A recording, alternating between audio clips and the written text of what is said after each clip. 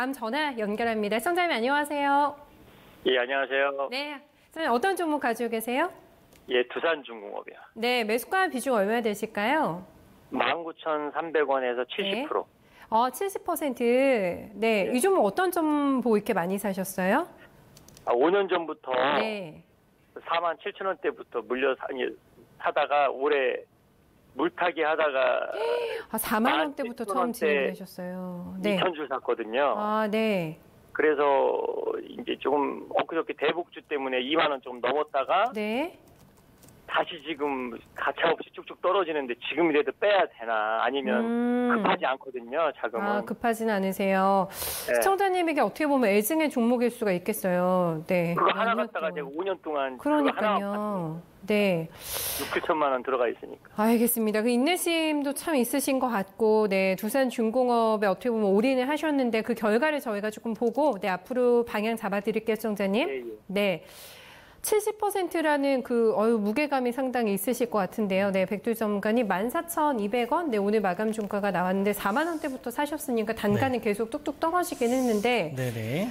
희망이 있을까? 오늘도 지금 거의 바닥권이라서 14,050원이 신저가죠? 네, 모멘텀이 뭐 좀 더 올라올 수 있는 희망이 있을까요? 네. 네, 안녕하세요, 시청자님. 안녕하세요. 네, 반갑습니다. 예. 네, 일단 제가 두산중공업에 말씀드리기 전에 두산중공업을 워낙 잘 아실 것 같아요. 오랫동안 투자하셨으면은. 지겹죠. 네. 제가 제 생각을 한번 말씀을 좀 드리도록 하겠습니다. 참고하시면 될 것 같아요. 예. 네, 두산그룹이 예전에는 이제 소비재 기업이었죠. 네. 여러 가지 이제 소주도 팔고, 그쵸? 여러 가지 빈과류도 팔고, 사실 이제 그러니까 두산그룹 자체가 소비재 기업으로 남아 있었다라고 한다면은 과거 2014년에서 2014년 어떻게 보면 소비재들이 중국한테 엄청나게 팔 때 엄청난 리레이팅을 했을 것 같아요. 예. 근데 두산이 포커스를 다른 쪽으로 맞춥니다. 중공업이라든지 기계 쪽으로 맞춘 거죠. 그러면서 그들이 할 수 있었던 부분들은 이제 아무래도 다른 쪽으로 진출하려 치고 또 어떻게 보면 큰 굵직굵직한 그런 쪽으로 진출하다 보니까 굵직굵직한 쪽으로 보다 보니까 아무래도 재무 비율이 안 좋아졌습니다. 한마디로 부채를 끌어서 인수를 했다 이거죠. 근데 그러다 보니까 이제 부채를 끌어다 쓰면은 결국에는 부채로 어떻게 보면 나가야 될 여러 가지 이제 이자 비용들이 있을 거 아니에요. 예. 그 이자 비용보다 좀 더 많은 수익을 냈었습니다. 처음에는. 예. 왜냐하면 두산중공업 같은 경우에 가장 핵심이 될 만한 그런 부분들은 이제 원자력 발전이라든지 화력 발전이라든지 거기서 주기기 그런 쪽을 했잖아요. 굉장히 기술력이 있는 부분이었고 한때 우리나라가 이제 원자력 발전소를 지속적으로 늘릴 때는 굉장히 좋았습니다.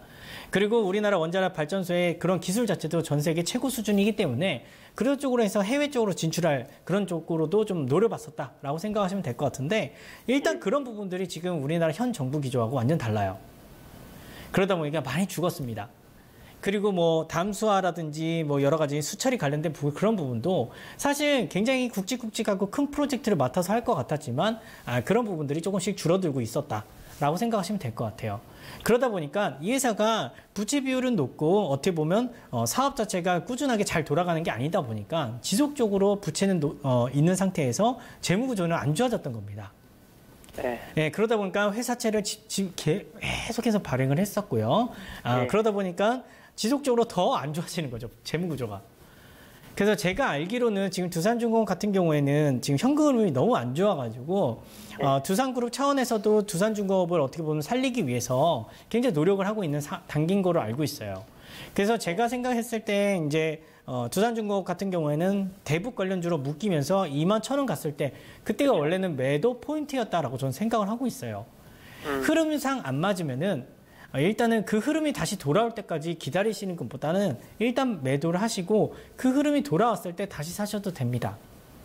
근데 이제 워낙 손실이 지금 30% 올해도 제가 투자도 했지만 최근 단기에도 많이 빠지니까 돈이 급한 건 아니니까 그냥 또 1년 이상을 또 이렇게 담아 놓으면 다른 거 이렇게 다시 반등하듯이 워낙 지금 저가라 제가 혼자 생각으로 10,000원 밑으로 과연 빠질까 이런 생각으로 접근을 하고 있거든요. 네, 제가 생각을 할 때는 이 회사의 주가가 올라갈 수 있는 모멘텀은 다시 대북의 그런 모멘텀이 붙어야 돼요. 네, 그때 뭐 언제 붙을지는 잘 모르겠지만 제가 생각할 때 그런 모멘텀에 붙지 않으면은 자체적인 펀더멘털로 일어서기는 지금 좀 어려운 상황입니다. 그러니까 주가의 리레이팅이 또 올 수 있어요. 리레이팅이 재평가거든요. 네?